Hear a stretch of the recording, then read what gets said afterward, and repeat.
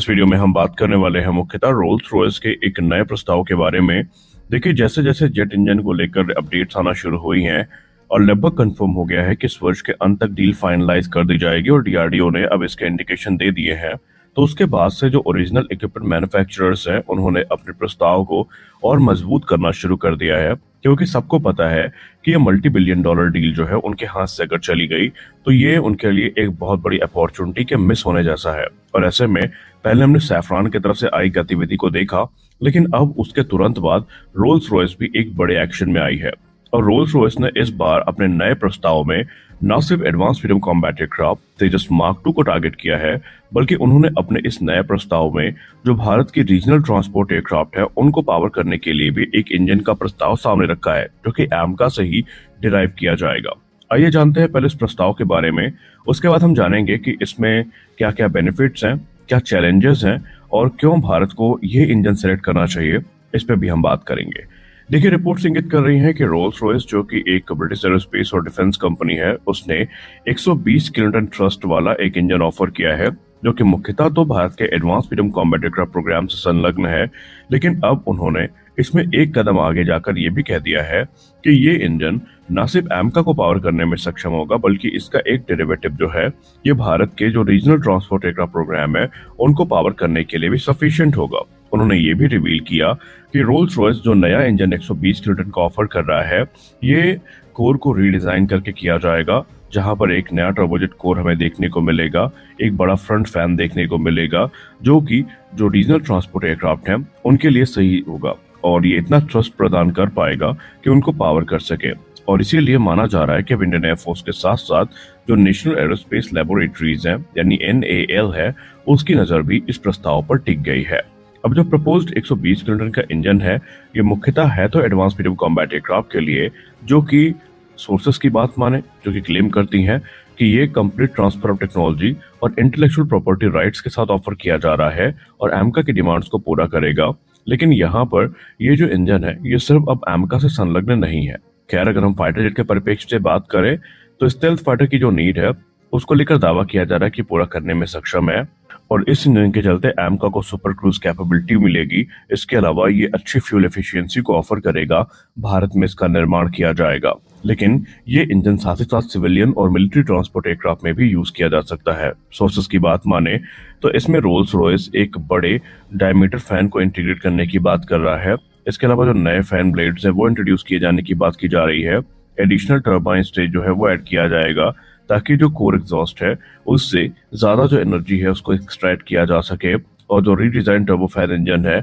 इसको लेकर दावा किया जाता है कि ये 140 से 280 किलोटन का थ्रस्ट जनरेट करने में सक्षम होगा, जो कि ना सिर्फ यहाँ पर बड़े फैन की मदद से पॉसिबल हो पाएगा, इंक्रीज्ड एयर फ्लो की वजह से पॉसिबल हो पाएगा, बल्कि जो इंजन की पावर है वो फिर जो रीजनल एयरलाइनर्स है और जो मिलिट्री के ट्रांसपोर्ट एयरक्राफ्ट हैं उनको पावर करने के लिए भी सफिशिएंट होगी। और ये एक इंडिजिनस एरोस्पेस सोल्यूशन हो सकता है भारत के लिए, क्योंकि भारत में भी इस समय ऐसे आसार दिख रहे हैं कि भारत अब मिलिट्री जेट्स यानी फाइटर जेट्स और हेलीकॉप्टर्स से हट के जो ट्रांसपोर्ट एयरक्राफ्ट है, एयरलाइनर्स है, इनको बनाने पर भी काम कर रहा है और इसका प्रमाण हमने NAL की तरफ से देखा भी है। और HAL खुद इस समय जो ट्रांसपोर्ट एयरक्राफ्ट कैटेगरी है उसमें एंटर करने के बारे में विचार कर रही है और अगर ऐसा हुआ और ये इंजन आ जाता है तो फिर HAL के जो चांसेस है वो काफी मजबूत हो जाएंगे। खैर, अब यहाँ पर हम बात कर लेते हैं एमका इंजन के बारे में, क्योंकि सब कुछ एक ही इंजन से संलग्न है और ये सारी चीजें पॉसिबली तभी हमें देखने को मिल पाएंगी जब एमका इंजन की डील में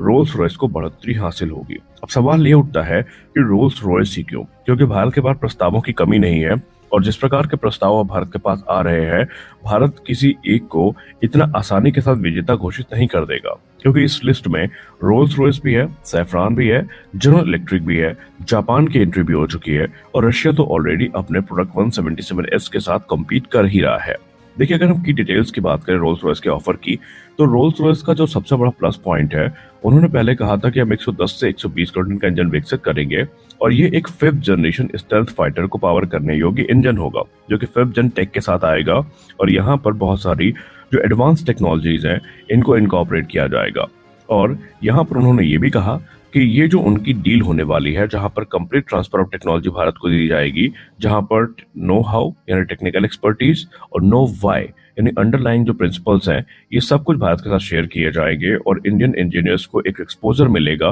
कि कैसे ये एडवांस टेक्नोलॉजी काम करती है, कैसे इनका निर्माण किया जाता है। इसके पीछे रोल्स रॉयस ने कहा कि हमारा उद्देश्य यही है कि हम भारत के साथ एक हेल्दी रिलेशनशिप विकसित करना चाहते हैं और भारत के Tejas mark two twin engine deck based fighter और एमका जैसे जो प्रोग्राम है इनके लिए हम साथ में मिलकर एक पावर प्लांट विकसित करना चाहते हैं। अब रही बात इंटेलेक्चुअल प्रॉपर्टी राइट्स की, तो रोल्स रॉयस यहाँ पर बिना हेजिटेशन के साथ आईपीआर ट्रांसफर कर रहा है, जहां पर इंजन की डिजाइन, प्रोडक्शन और फ्यूचर अपग्रेड का जो कंट्रोल है ये भारत के पास होगा और भारत को किसी से भी जो परमिशन है वो लेने की जरूरत नहीं होगी। अब यहाँ पर भारत इसको चाहे तो फिर एक्सपोर्ट भी कर सकता है, यानी सब कुछ भारत के हाथ में होगा।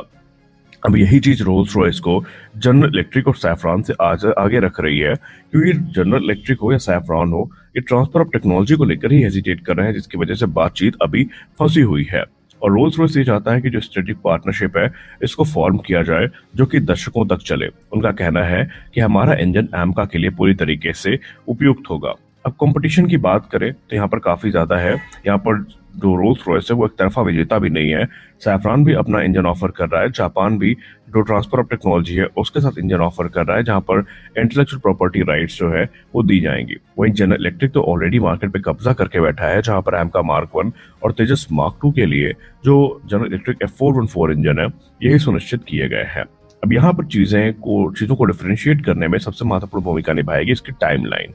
Defence research and development organisation और रोल्स रॉयस के बीच अगर ये डील फाइनलाइज होती है तो रोल्स रॉयस ने क्लेम किया कि अगर जुलाई 2025 तक डील फाइनलाइज कर ली जाती है तो जो इंजन का कोर है उसे हम 2029 तक रोल आउट कर सकते हैं और उसके बाद जो ग्राउंड टेस्टिंग है टेक्नोलॉजी डेमोन्स्ट्रेटर की वो शुरू कर दी जाएगी और उसके बाद तकरीबन एक साल में जो आफ्टर बर्नर है उसके साथ इंक्लूड करके जो टेस्टिंग है वो शुरू की जाएगी और 2035 तक इंजन को ऑपरेशनल बना दिया जाएगा। यानी रोल्स रॉयस ने टाइमलाइन को लेकर के भी अपनी जो चीजें हैं वो सामने रखी हैं और यही चीज रोल्स रॉयस को थोड़ा आगे रख रही है। लेकिन यहाँ पर अब भारत के स्ट्रेटेजिक इंपॉर्टेंस की बात करें तो हमें देखना होगा ये इंजन अगर बन जाता है या कोई भी इंजन अगर बन जाता है तो सबसे पहली चीज जो भारत को मिलेगी वो होगा सेल्फ रिलायंस। भारत की जो भी ओवर डिपेंडेंसी है अमेरिकी इंजन पे, जिसको लेकर हम लोग ऑलरेडी भुगत रहे हैं, तेजस मार्क 1 डिले हो चुका है, तेजस मार्क 2 पे डिले के बाद मंडर आ रहे हैं, ये चीजें खत्म हो जाएंगी। दूसरी बात डाइवर्सिफिकेशन हमें देखने को मिलेगा, यानी भारत किसी एक ही सप्लायर पर डिपेंडेंट नहीं रहेगा,